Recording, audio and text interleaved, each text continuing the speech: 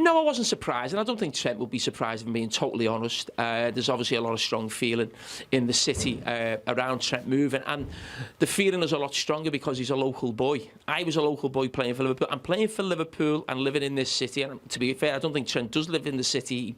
I think he just lived on the outskirts, but we live and breathe football every single day. It's even though I'm not a player anymore, all we talk about is Liverpool.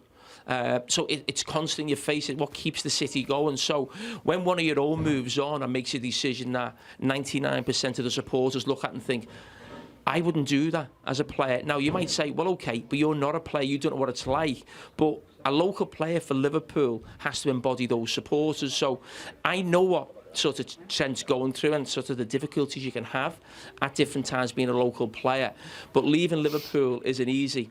And the one thing I would say about the reaction of the supporters is because throughout the last sort of 10, 15, 20 years, how long Trent's association has been with the club, he's always stated, I'm just a supporter on the pitch. I want to captain the club. I want to be a Liverpool legend. And Liverpool are on the cusp with Arne Slot of winning the title last season, maybe winning the Champions League this season.